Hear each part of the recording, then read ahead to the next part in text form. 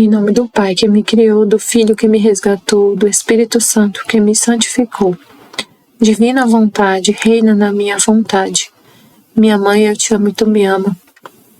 Dá-me um gole da vontade divina para minha alma. Me abençoa, Mãe, para que todas as minhas ações sejam feitas diante de vossos olhos maternais. Amém.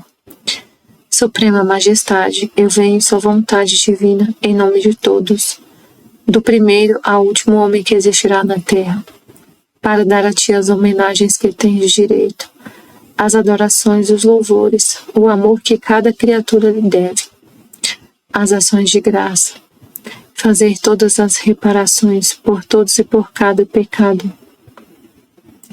Venho, Senhor, na tua divina vontade, dou-te a minha vontade humana, por meio do Imaculado Coração de Maria, que possui todos os dons e os frutos da divina vontade. Dai-me, Senhor, a tua divina vontade. Vem, divina vontade, nesta ação que estou a fazer, e em todas as ações que eu farei durante este dia.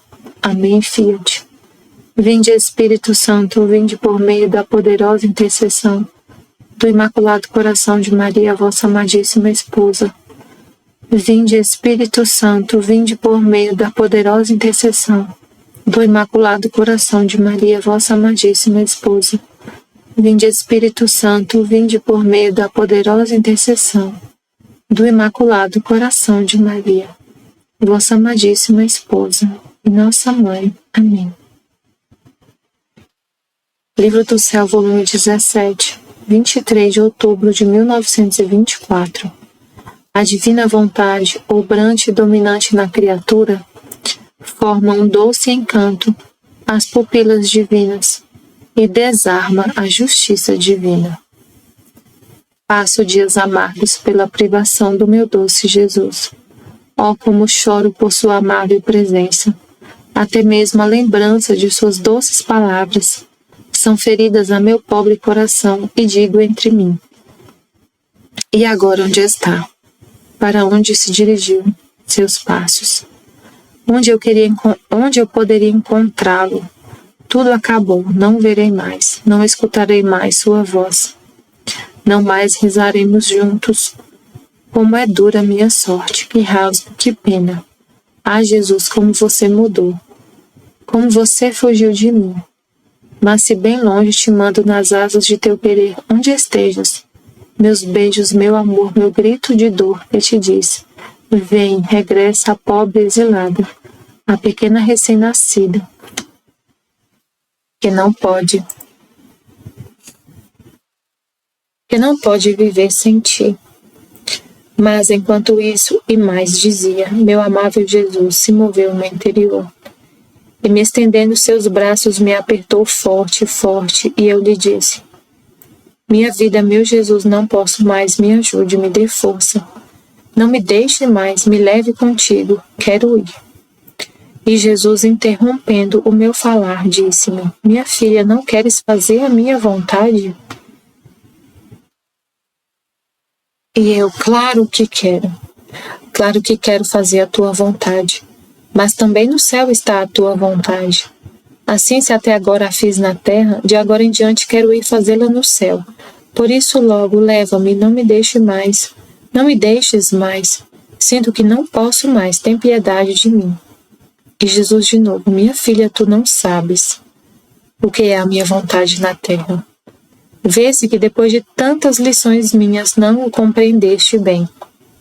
Deves saber que a alma que faz viver minha vontade nela, conforme reza, conforme sofre, obra, ama, forma um doce encanto às pupilas divinas, de maneira que encerra nesse encanto, com seus atos, o olhar de Deus. De modo que, arrebatado pela doçura deste encanto, muitos castigos que se atraem às criaturas com seus graves pecados, este encanto tem virtude de impedir que a minha justiça se derrame com todo o seu furor sobre a face da terra. Porque também a minha justiça sente o encanto da minha vontade que opera na criatura. Te parece pouco que o Criador veja nas criaturas vivendo ainda sobre a terra sua vontade obrante, triunfante, dominante, com essa mesma liberdade com a qual obra e domina no céu? Este encanto não está no céu, porque minha vontade e meu reino domina como em sua casa. E o encanto vem formado em mim mesmo, não fora de mim. Assim que sou eu, é minha vontade a que encanta com uma força raptora a todos os bem-aventurados, de modo que suas pupilas estão encerradas em meu encanto para gozar eternamente. Assim que não eles me formam o doce encanto, senão eu a eles. Assim que minhas pupilas estão livres, não sofrem nenhuma fascinação. Meu Deus, esse trecho é impressionante. Em troca, minha vontade vivendo na criatura que navega no exílio é obrante e dominante em casa da criatura. E por isso me forma o encanto, fascina-me e faz sentir a meu olhar um atrativo tal que me leva a fixar minhas pupilas nela, sem poder separá-las. Você não sabe quão necessário é este encanto nestes tempos. Quantos males virão? Os povos serão obrigados a devorar-se uns aos outros. Serão tomados de tal raiva de se enfurecerem uns contra os outros, mas a culpa maior é dos chefes e governantes. Ixi, meu Deus. Ai, Senhor, pobres povos têm por chefes a verdadeiros açougueiros, diabos encarnados, que querem fazer carnificina de seus irmãos. Meu Deus. Teus males não fossem tão graves, teu Jesus não te deixava como privada dele. Tu temes que seja por outra coisa pelo que te privo de mim. Não. Esteja segura. É minha justiça, e privando-te de mim, quer descarregar-se sobre as criaturas. Tu não saias jamais de minha vontade, a fim de que seu doce encanto possa evitar aos povos males maiores.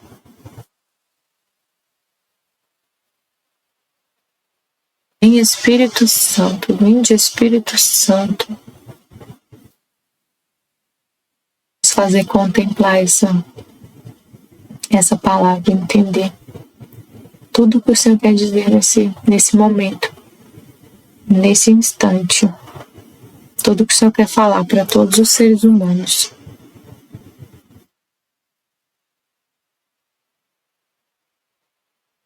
Então ela estava sentindo muito a privação de Jesus, né? Chorando pela privação de Jesus, chorando pela amável presença de Jesus e pedindo para ir para o céu, pedindo para morrer. Não quero mais ficar na terra, não aguento mais, quero ir para o céu. Aí Jesus falou para ela: minha filha, não queres fazer a minha vontade? Não queres fazer a minha vontade? E ela: eu quero sempre fazer a vontade, mas eu vou fazer no céu. Lá no céu também, olha que interessante, lá no céu também é a divina vontade que reina, né? Então, eu quero ir para o céu, fazer sua vontade no céu. É a mesma coisa, né, ela falando. Claro que quero fazer a tua vontade, claro que quero, mas também no céu está a tua vontade. Assim, se até agora a fiz na terra, de agora em diante quero ir fazer no céu. Por isso, logo, leva-me, não me deixes mais, sinto que não posso mais, tem piedade de mim. Aí ele fala para ela a diferença. Você não sabe a diferença de fazer a minha vontade no céu ou fazer na terra. Meu Deus, é muito incrível isso que ele fala. A gente fica assim...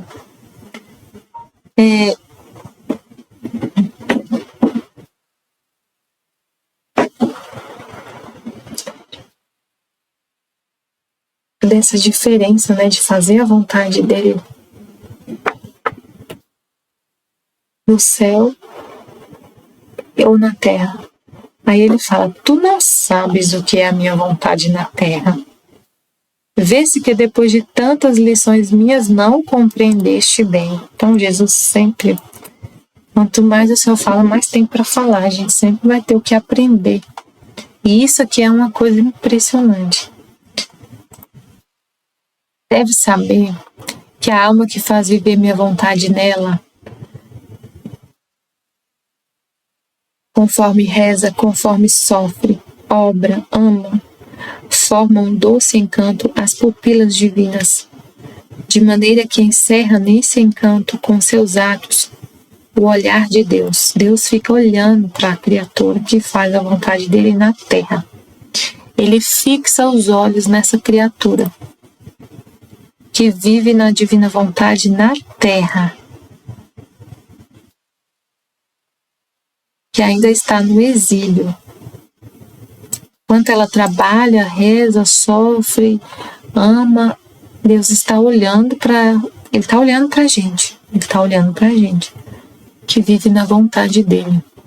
Ele fica olhando, as pupilas dele, o olhar dele está voltado para quem vive na divina vontade na terra. Fica encantado com a criatura que vive na divina vontade na terra. De modo que, arrebatado pela doçura deste encanto, muitos castigos que se atraem às criaturas com seus graves pecados, este encanto tem virtude de impedir que a minha justiça se derrame com todo o seu furor sobre a face da terra. Porque também a minha justiça sente o encanto da minha vontade que opera na criatura. Então Deus, a justiça fica aplacada. Ele não derrama o castigo com todo o furor por causa de uma criatura na terra que vive na divina vontade. Só de ter uma criatura na terra que vive na divina vontade, ele já fica aplacado. A justiça não se derrama com todo o furor. Aí a gente tem um exemplo, né, de Deus desse um exemplo disso no Antigo Testamento, quando o povo de Israel cometia aqueles graves pecados, aquelas, né, rebeldias contra Deus. E eu não estou falando que Moisés vivia na divina vontade, mas ele, né, fazia a vontade de Deus, obedecia a Deus. Ele obedecia. No meio lá de tantos que não obedeciam, ele obedecia. E aí quando Deus falava que ia destruir tudo, ele fala assim, naquele episódio lá, naquela parte da Bíblia, na parte da história, que o povo, que Deus manda um representante de cada tribo e fazer tipo uma pesquisa para ver como era a terra prometida.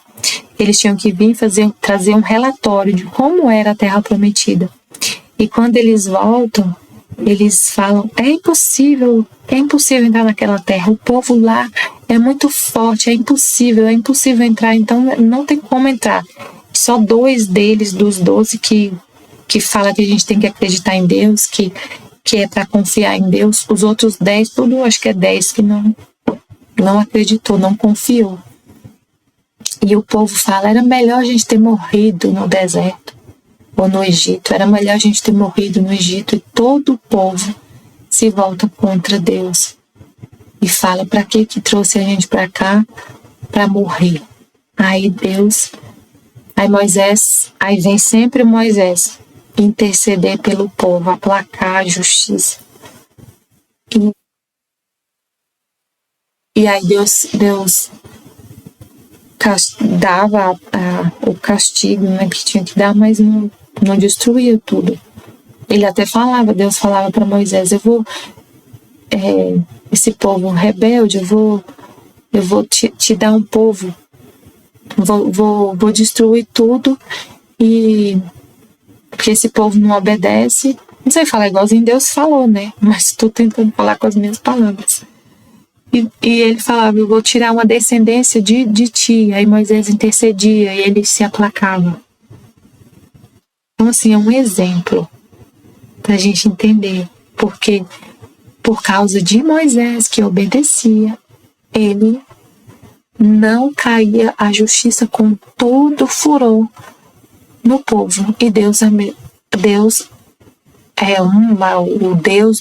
é Deus, ele não muda. E aí, como eu falei, Moisés não viveu na divina vontade, ter vida plena, vida, santidade divina. Ele vivia obedecendo a Deus, fazendo a vontade de Deus. Mas, então, quem vive na divina vontade são todos os atos. E aí acontece esse encanto do mesmo jeito. Por causa de ter criaturas na Terra, por causa de ter criaturas na Terra que vivem na vontade divina, a justiça não derrama com todo o furor sobre a face da Terra. Vida na Terra. E os castigos que acontecem, que estão acontecendo, que nesse exato momento está acontecendo muito castigo, ele fala que é para purificar a terra. Hoje eu li um trecho que ele falou claramente, é para purificar a terra para o reino da divina vontade, para ficar na terra os que vão viver na divina vontade, no reino da divina vontade. Ele fala assim, no volume 19, bem no finalzinho do volume 19.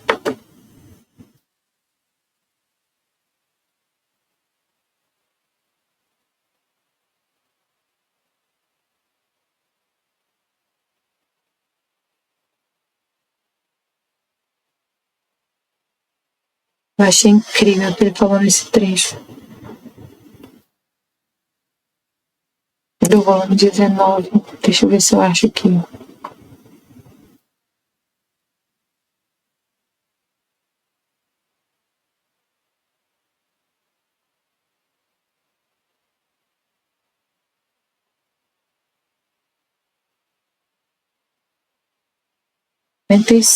Deixa eu abrir aqui no computador.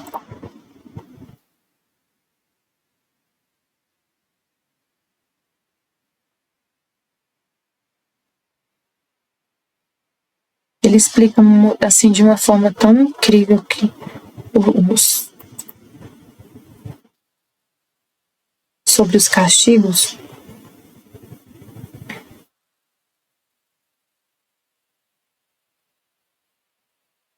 Aqui, a Luísa, nessa mesma conversa, assim, nesse mesmo tipo de conversa com ele, né, de que ele poderia deixá-la, que acabou, que ele poderia deixá-la. Aí ele fala, minha filha, não queres convencer-te de que não te posso deixar? Se sua união comigo estiver vinculada, se sua união comigo estivesse vinculada, formada sobre outra base que não fosse minha vontade, poderia temer. Mas como está vinculada, escriturada, assinada sobre a base eterna do meu querer, o eterno não está sujeito a mutações, mas sim todo o teu ser, os teus desejos, os teus afetos, até as tuas mais íntimas fibras, estão ligadas por vínculos eternos e meu querer corre neles para constituir-me como vida e formá-los com a substância divina e eterna que ele possui. Pode-se separar a eternidade? Pode-se algum dia mudar um Deus? Poderá-se separar o ser supremo de sua vontade? Tudo isto é inseparável, indivisível. Assim, tudo que a minha vontade une, entra na ordem eterna e torna-se inseparável de mim. Portanto, como posso deixar-te? Se isto não fosse assim, tudo que a minha vontade fez em ti, seu trabalho, seu fundamento, suas mesmas manifestações teriam sido um jogo, uma coisa superficial, um modo de dizer, não uma realidade. Por isso, tira esses temores de que eu poderia te deixar. porque não são coisas que produzam e pertençam à minha vontade. Ela é firmeza e vínculo indissolúvel. É inconveniente a quem possui por vida meu querer, que se ocupe de outra coisa, enquanto que deverias estar totalmente ocupada em como ampliar os confins de seu reino. Olha que lindo. Então, tipo assim, não fico preocupado pensando em outras coisas. Quem vive na minha vontade é inconveniente que quem possui a vida da minha vontade se ocupe de outra coisa a não ser o reino. Olha, gente, que incrível, né? Ele falando. Não se ocupe de outra coisa a não ser o reino. Deve estar totalmente ocupado em como ampliar os confins de seu reino, a fim de que triunfe, seja formado em ti, e assim poderias transmiti-lo às pobres gerações. Você só transmite às gerações o reino se você vive nele. Então se ocupe em formar esse reino que Jesus quer de nós, que a gente nos ocupe em formar esse reino na nossa alma para transmiti-lo às gerações. Aí que ele explica a situação. Assim poderias transmiti-lo às pobres gerações que se debatem e se formam a corrente do redemoinho onde ficarão precipitadas. Mas também os castigos são necessários. Isto servirá para preparar o terreno, para fazer com que o reino do Fiat Supremo possa formar-se em meio à família humana. Os castigos são necessários para que o reino do Fiat Supremo se forme em meio à família humana. Por isso, muitas vidas que servirão de obstáculo ao triunfo de meu reino desaparecerão da face da terra. Vidas que servirão de obstáculo ao triunfo de meu reino desaparecerão da face da terra. É isso que ele fala que é a purificação. Fala, vai purificar a terra. Muitas vidas que são pessoas que é um obstáculo ao triunfo do reino, que o triunfo é todas as almas da terra vivendo na divina vontade, vivendo no reino. Esse é o triunfo. Na terra, todos viverem na divina vontade, no reino. E é purificar. O que é purificar a terra? Ele tira as pessoas que servirão de obstáculo ao triunfo do reino. Desaparecerão da face da terra, assim que muitos castigos de destruição sucederão. Muitos castigos de destruição sucederão. Outros os formarão as mesmas criaturas para destruir-se uma a outra, mas isto não deve preocupar-se. Antes reza para que tudo aconteça para o triunfo do reino do Fiat Supremo. Olha que incrível. Que a gente está vivendo uma situação muito difícil, de muitos castigos lá nos Estados Unidos, em Los Angeles. O negócio tá, meu Deus, tempestade de fogo. Tempestade de fogo. Mais de 130 mil pessoas tiveram que deixar as casas por causa da tempestade de fogo. Ventos fortíssimos com fogo, destruindo um monte de coisa. Então, é castigo. É castigo. E ele falou, isto servirá para preparar o terreno para fazer o reino acontecer. Muitas vidas que servirão de obstáculo para o reino serão tiradas da terra, desaparecerão. E vai acontecer esses flagelos, né, que da natureza, coisas da natureza. E também muitos castigos são as próprias criaturas. Outros as formarão as mesmas criaturas para destruir-se uma a outra. Só Deus deixar o homem livre que ele se destrói. Guerra, por exemplo. Guerra, violência. Destruirão um ao outro. Um monte de coisa, né? Um monte de... A guerra, por exemplo, a guerra é um exemplo. Ele deixa a criatura livre. É só o homem sofrer as consequências dos seus próprios atos. Destrói um ao outro. A guerra, se chegar no momento de bomba nuclear, um destrói um outro. Mas isso não deve preocupar-te, não deve te preocupar essas coisas. Reza para que tudo aconteça para o triunfo do reino do Filho Supremo. Só reza para que tudo seja para o reino do Filho Supremo. Aí vamos voltar lá no Vamos 17. Ele fala,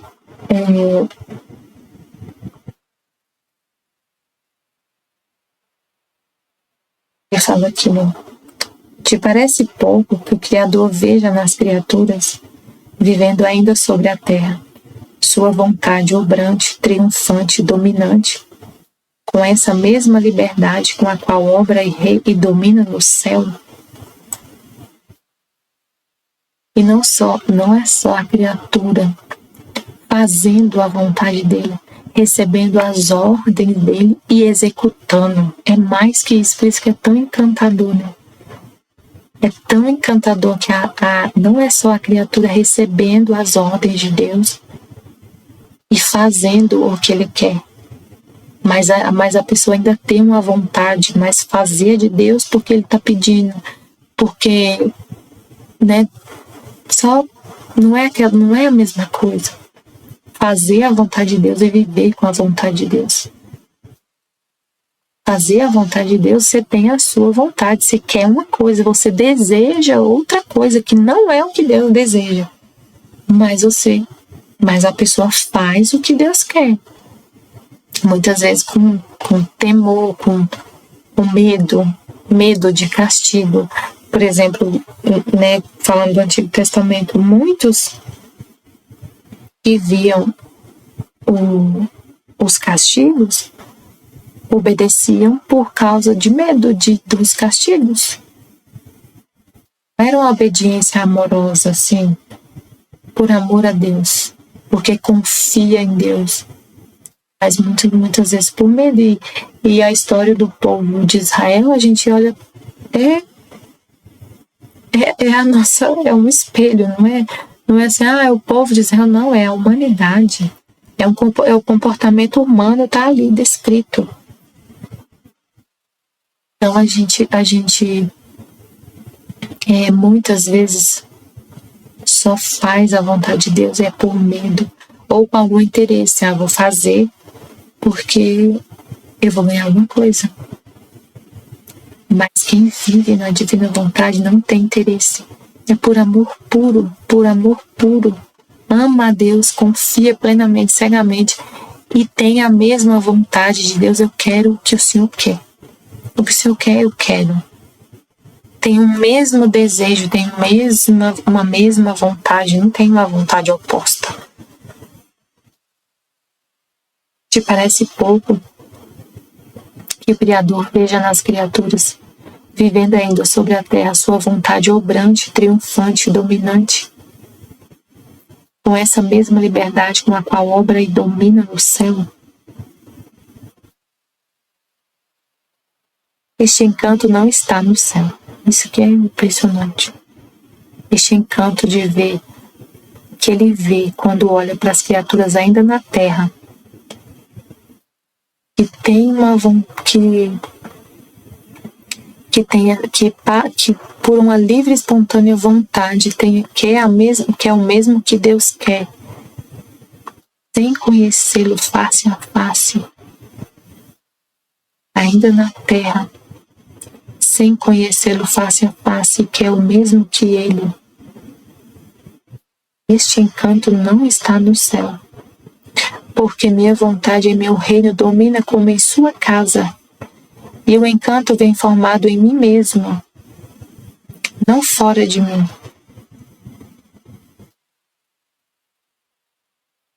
Assim que sou eu, é minha vontade a que encanta como uma força raptora a todos os bem-aventurados, de modo que suas pupilas estão encerradas em meu encanto para gozar eternamente. Assim que não eles me formam um doce encanto, senão eu a eles. O encanto do céu é Deus. Ele é o encanto. Ele forma o encanto aos bem-aventurados. Ele forma o encanto aos bem-aventurados. Ele é o encanto. São os santos que estão no céu, que ficam encantados com Deus, olhando para Deus, contemplando Deus face a face. São eles que contemplam a Deus e ficam encantados com Deus. Na terra, o contrário. Na terra, olha, gente, é muito incrível, né? Este encanto não está no céu. Minha vontade e meu reino dominam em sua casa. E o encanto vem formado em mim mesmo. Ele é o motivo, ele é o encanto. Ele que rapta as pupilas dos bem-aventurados.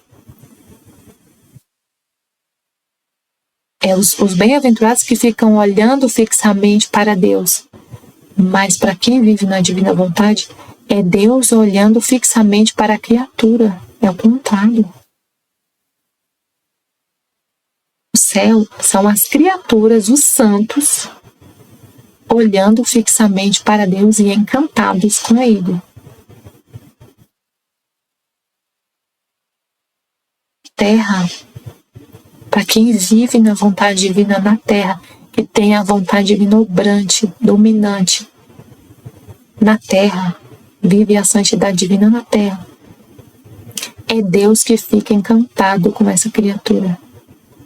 O olhar de Deus está sobre essa criatura, encantado.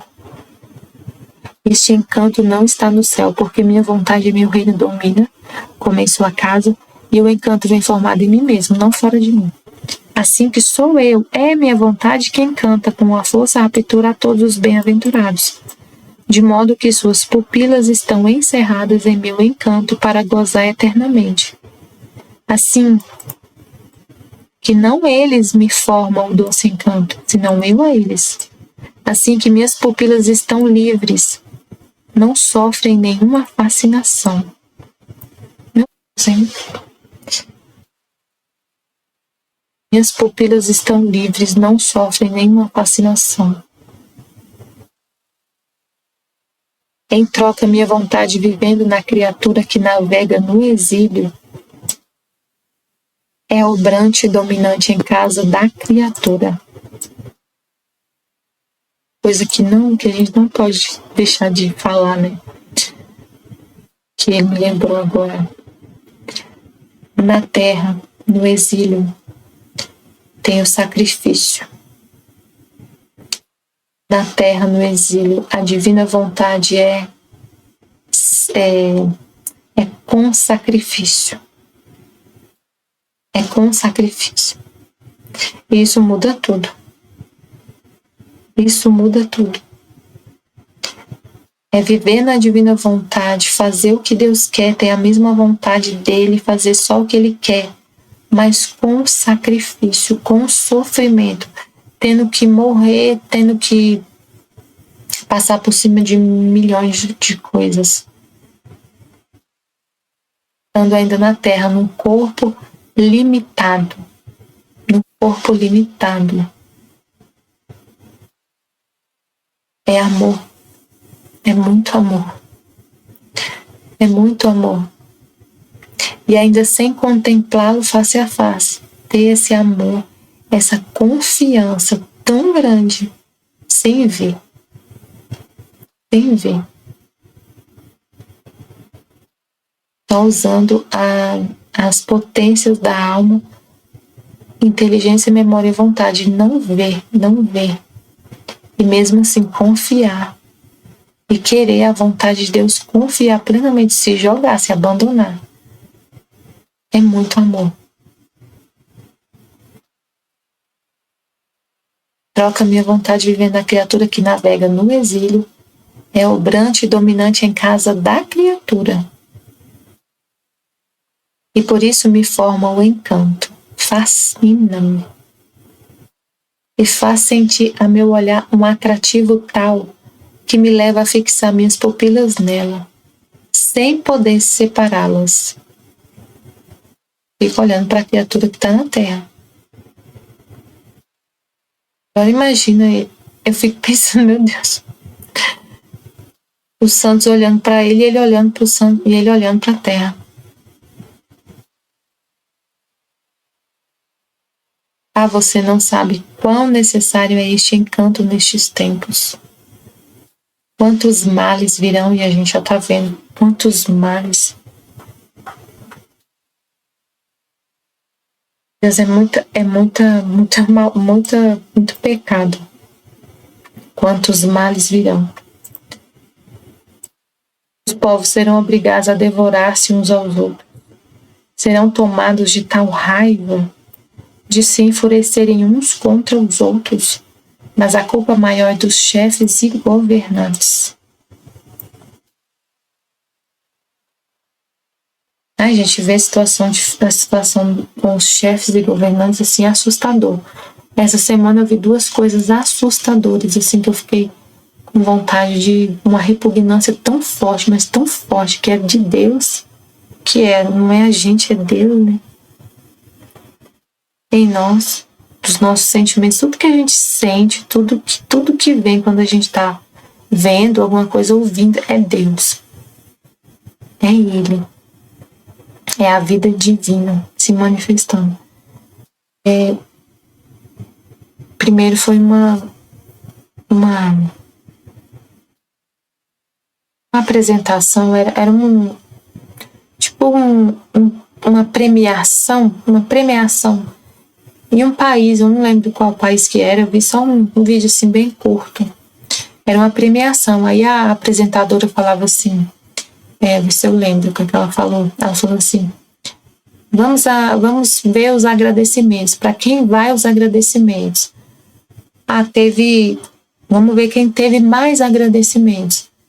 Teve não sei quantos agradecimentos para as mães, tantos agradecimentos para não sei o que lá, e nenhum agradecimento para Deus. Ela fazendo uma piada, gente, debochando, um deboche, ela falando assim,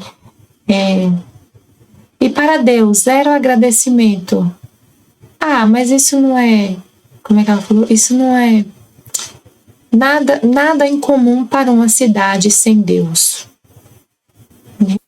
Eu disse, meu Pai do céu, como as criaturas desprezam a Deus. Aí a outra notícia que eu vi dos chefes e governantes, que eu fiquei, eu passei mal ouvindo, meu Deus. Eu acho que quase todo mundo ouviu essa notícia, porque ficou muito assim, foi muito comentada essa notícia essa semana, da fala do nosso presidente, do nosso governante maior do país, que ele falou, eu sou um amante nossa, meu Deus, eu não vou nem te repetir, porque eu senti tanta repugnância, mas tanta repugnância que eu não sei nem explicar quando eu ouvi.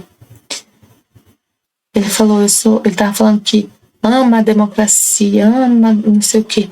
Eu sou um amante da democracia. Eu sou um amante, eu não sou o marido. Porque o marido não ama, o marido, eu não sei falar igualzinho ele falou, mas ele falou assim, falar exatamente como ele falou, foi muito absurdo.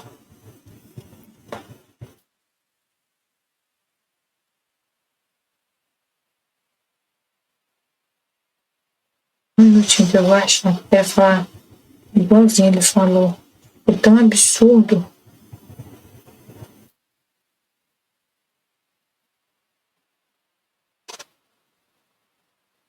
Eu sou um amante da democracia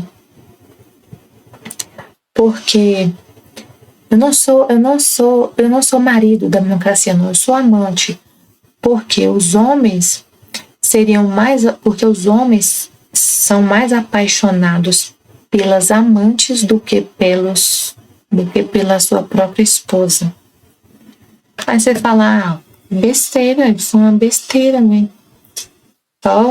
Ele tava só brincando. Gente, meu Deus, na hora que eu ouvi isso, eu senti uma repugnância tão grande. Eu fiquei falando um monte de coisa, eu nem lembro, mas assim, eu senti uma coisa tão forte, a palavra é repugnância. Nossa, meu Deus do céu. Que é o que Jesus falou aqui, o maior dos chefes e governantes, pobres povos, têm por chefes a verdadeiros açougueiros, diabos encarnados, que querem fazer carnificina de seus irmãos. O exemplo que a gente... que o governante, o chefe, o líder de uma nação, ele influencia muito as pessoas, ele influencia, ele é um espelho para muita gente, né? Não para todos, mas para muitos ele é um espelho. Imagina os adúlteros como estavam nesse exato momento ouvindo essa fala do presidente, se sentindo maravilhosos. Ele banaliza o pecado. Ele banaliza um pecado tão horrível do adultério. É isso que eu senti tanta repugnância. A banalização por um governante, o chefe maior dessa nação, né? Naturalmente falando, claro que é Deus que é tudo, né? Lógico, mas ele é o governante humano e toda a autoridade é dada por Deus. E ele fala isso. Ele banaliza um pecado tão absurdo, tão horrível do adultério, que destrói famílias, que... Meu Deus, aí eu lembro dos relatos lá das almas do purgatório, de uma alma do purgatório que cometeu adultério. Que sofrimento, que sofrimento, que sofrimento, meu Deus, que sofrimento daquela alma. E aí ele fala do adultério de uma forma assim tão rindo e banalizando, deixando até assim, como se fosse assim,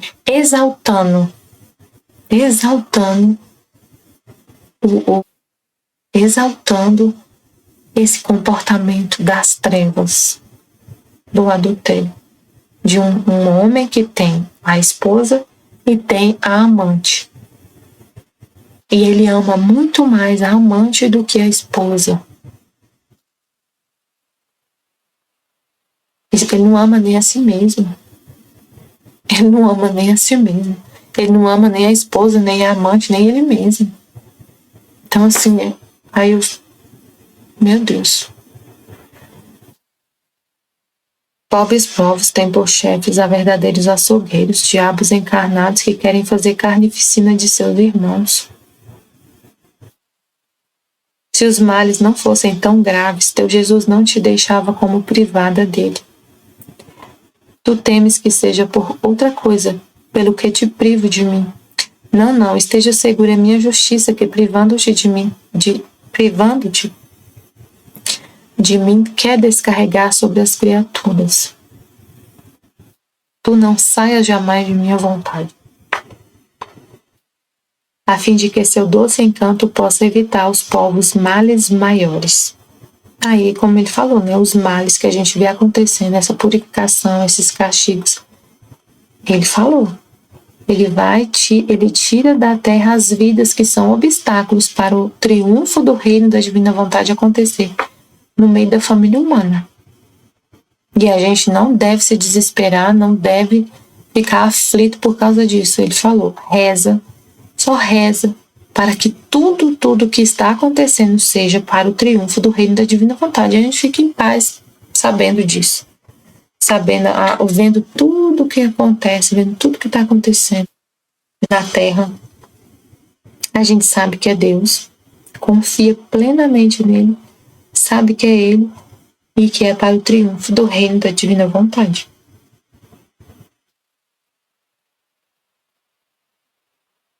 Né? Até hoje eu estava ouvindo essa parte do relato da Bíblia, né? Na hora que o povo, Deus manda, fala em Números, no livro de Números. O povo, Deus fala para Moisés, envia 12 pessoas para poder fazer um relatório lá da terra de Canaã. Para ver para sentir lá o clima, né? Como que é a cidade, os povos e tudo, para trazer um relatório mais para eles ter um plano para entrar na cidade. Aí eles voltam, não, é impossível entrar naquela cidade, é impossível chegar na Terra Prometida, é impossível. Nesse momento o povo até fala, vamos eleger um chefe para a gente voltar para o Egito, porque é impossível chegar na Terra Prometida. Vamos eleger um chefe para chegar, para voltar para o Egito, para voltar para a escravidão. Aí a gente fala, nossa, o povo de Israel assim, não. A gente tem que ver tudo espiritual, né? Também. Ver tudo espiritual. Aí na hora vê assim, a gente olha para o caminho de santidade, fala, é impossível. Não é possível. A gente olha para o caminho da santidade e vê assim como algo tão impossível. Vamos voltar para o pecado. Não é possível, não. Vamos voltar lá para o Egito. Quer voltar para o pecado, quer voltar para a escravidão do pecado. Não é possível alcançar a terra prometida, o céu. Não é possível viver a santidade. Aí se a gente vê na divina vontade, muitos podem ver a santidade divina, que é o céu, é viver céu na terra. É a terra prometida, é viver o céu na terra. E falar, é impossível, não dá, vamos voltar para a santidade humana, vamos voltar para a vida de pecado, vamos voltar para o Egito, para os pecados. Não pode. O que Deus queria? Confiança. E vocês não são capazes mesmo de vencer todos esses inimigos e tomar essa cidade e tomar posse da terra prometida. Vocês, por vocês mesmos, sozinhos, não conseguem. Mas é com a minha força, eu já provei para vocês quantos milagres, quanta coisa eu fiz. Eu abri o mar vermelho para vocês passar. Então, ele já tinha mostrado o poder dele. Então, pra gente é a mesma coisa. A gente tem que confiar e falar, sim, se é pra ir, eu vou. Eu vou. Confiando no Senhor, no seu poder, na sua força. Eu não tenho nada, eu sou nada, eu só vou. É o Senhor que quer. Sem Ele é impossível. Mas com Ele, a gente vence todos esses inimigos.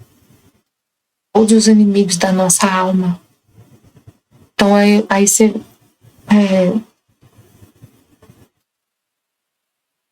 a gente tem que não duvidar, né? Não duvidar jamais. Confiar plenamente.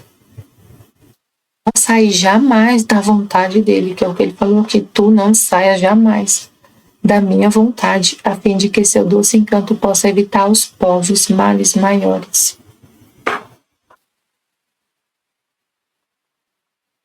Volume 18.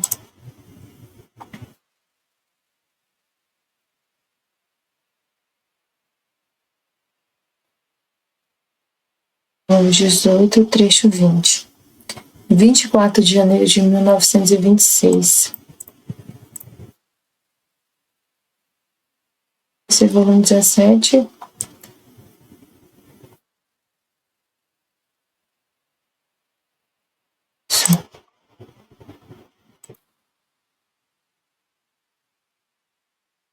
A divina vontade é mãe de todas as vontades humanas. Na divina vontade não há mortes.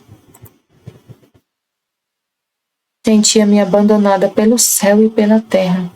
E pensava entre mim que Jesus me havia dito há muito tempo que eu devia viver no duro exílio da vida como se não existisse ninguém mais que Jesus e eu. Todos tinham de desaparecer da minha mente e do meu coração. E agora, depois que tudo me desapareceu e habituada a viver só com Jesus, também ele fugiu, deixando-me sozinha em poder de amarguras indizíveis, no duro estado de isolamento. Ó Deus, que pena! Tem piedade de mim. Retorna a quem sente necessidade de tua vida mais que da vida própria. Agora, enquanto eu pensava nisso e outras coisas ainda mais dolorosas, e seria muito longo para dizê-las. Meu doce Jesus se moveu dentro de mim e, suspirando, me disse: Filha de meu supremo querer, ânimo em seu isolamento. Este serve como companhia a mim. Vontade abandonada pelas criaturas. A dor de seu isolamento, ó como é mais duro que o seu.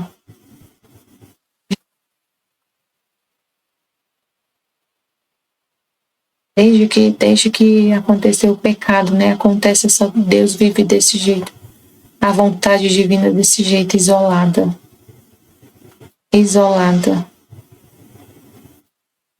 Isolada pelas criaturas. E aí ele vem retomando retomando esse estreitar-se de novo com as criaturas, mas pra você ver como é. A gente contempla assim toda a história, né? Como é complicado, como o homem é difícil. Ânimo em seu isolamento, este serve como companhia a mim. Vontade abandonada pelas criaturas. A dor de seu isolamento, ó como é mais duro que o seu. Minha vontade é a mãe de todas as vontades das criaturas.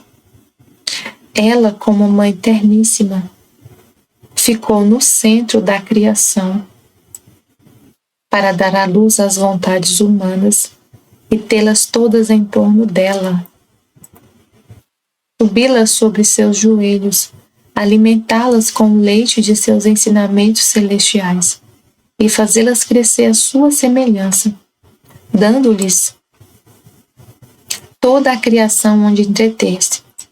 E como minha vontade é centro de cada coisa criada, a qualquer parte que as criaturas fossem, ela, como centro de cada coisa, estaria mais do que mãe afetuosa sempre próxima de vós, para nunca vos fazer faltar os vossos cuidados maternos e para não vos deixardes descer da vossa nobreza e semelhança.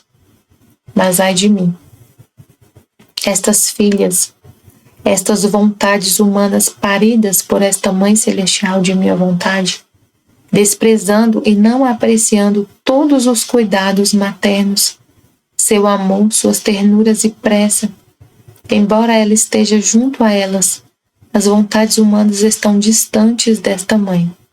Muitas nem sequer a conhecem, outras a desprezam e fazem dela zomba.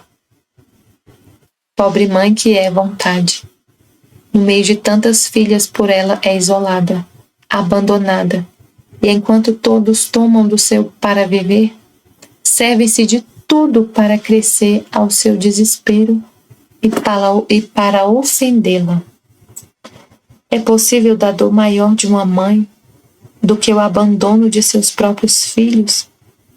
Não ser conhecida pelo parto de suas próprias entranhas e trocar-se em inimigas que ofendem aquela que as deu à luz? Por isso a dor do isolamento de minha vontade é grande e inconcebível. Por isso seu isolamento seja a companhia desta mãe isolada, que chora e busca suas filhas, que porquanto chora, grita e chama suas filhas com as vozes mais ternas, com as lágrimas mais amargas, com os suspiros mais ardentes e com as vozes mais fortes de castigos. Essas filhas ingratas estão distantes do seio daquela que as gerou. Minha filha, não queres tomar parte? Como verdadeira filha fiel da minha vontade, na sua dor e no seu isolamento? Meu Deus. Sim, Senhor, sim. Olha para você ver, o isolamento que ela sentia era a companhia para o isolamento da vontade divina. Ela estava sentindo a própria dor que Deus sente, que a vontade divina sente. Ela sente nela a dor da vontade divina. Então, tudo que acontece com a gente, ela estava sentindo o isolamento, ela estava sentindo isolada, sozinha, sem ninguém, sem Jesus. Jesus desapareceu. Então, ela sentia-se isolada. E ele falou para ela: é a forma como a minha vontade está. Você está na minha vontade, você sente o que ela sente. Aí você sente, por exemplo, as criaturas, as pessoas ingratas, as pessoas não te agradecem, são ingratas. Aí Deus vai falar: é assim. As pessoas não me agradecem, eu estou vivendo em você, então você está sentindo o que eu sinto, o que eu tá fazendo companhia, me fazendo companhia. Eu recebo ingratidão das criaturas o tempo todo. As pessoas zombam de ti, zombam, te desprezam, te zombam. É assim que me tratam. Eu não acabei de falar do exemplo da mulher. Gente, vocês não têm noção da zombaria, do deboche que ela estava fazendo com o nome de Deus. E todo mundo rindo.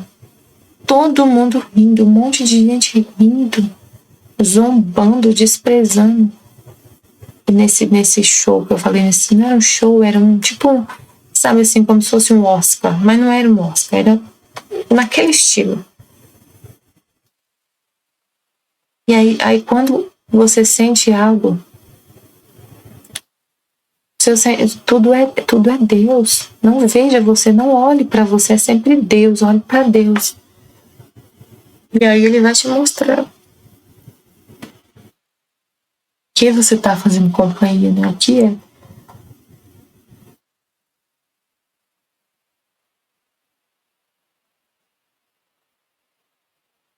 Depois me pus a fazer a adoração ao meu crucificado Jesus. E diante de minha mente passava uma longa fila de soldados, todos armados, que não terminava jamais.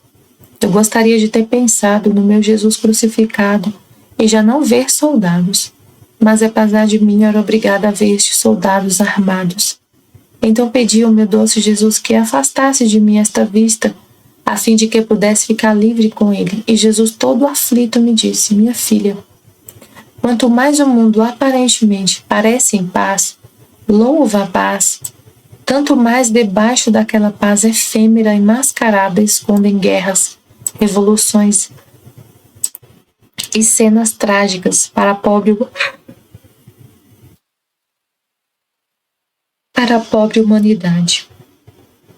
E quanto mais parece que favorecem minha igreja e a louvam, cantam vitórias e triunfos e práticas de união entre Estado e igreja, tanto mais próxima está a contenda que preparam contra ela. Assim foi de mim. Até que não me aclamaram rei e me receberam em triunfo, eu pude viver no meio dos povos. Mas depois de minha entrada triunfal em Jerusalém, não me deixaram viver mais.